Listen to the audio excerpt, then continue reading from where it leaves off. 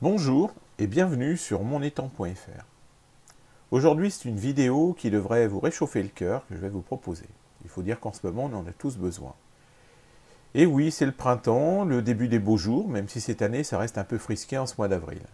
Pourtant, jour après jour, le soleil se montre de plus en plus généreux, il est aussi de plus en plus chaud. Il réchauffe l'atmosphère ambiante, mais aussi l'eau des rivières ou l'eau des étangs. C'est le moment où les poissons commencent vraiment à se montrer. Après un hiver durant lequel ils sont entrés en hibernation, compte tenu que leur métabolisme était passé au ralenti, maintenant leur sang se réchauffe et ça commence à relancer leur activité.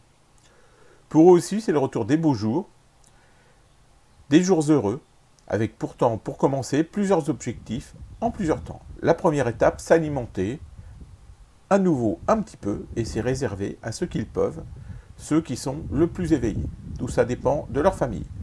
Les gardons, les brèmes, les ablettes, les retangles, les carpes sont de la partie. Le printemps, c'est une belle saison.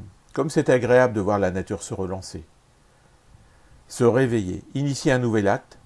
Comme notre planète est belle, à nous humains d'en prendre soin, de respecter notre monde et ce qu'il compose.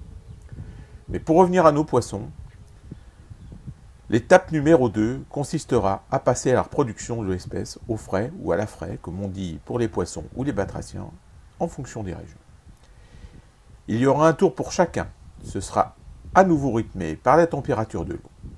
Pour le gardon, ça débute en avril et ça durera jusqu'en juin dans des zones où la température est d'au moins 12 degrés.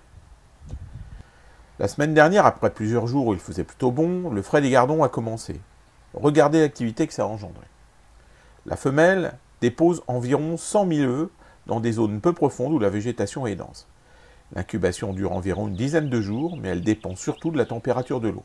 Pour le gardon, il faut que l'eau cumule 150 degrés jour, soit 150 degrés cumulés sur plusieurs jours. Exemple, 10 jours avec une eau à 15 degrés. C'est sensiblement la même chose pour les brèmes, les retangles. C'est pourquoi il arrive souvent qu'ils s'hybrident, utilisant les mêmes zones de reproduction au même moment.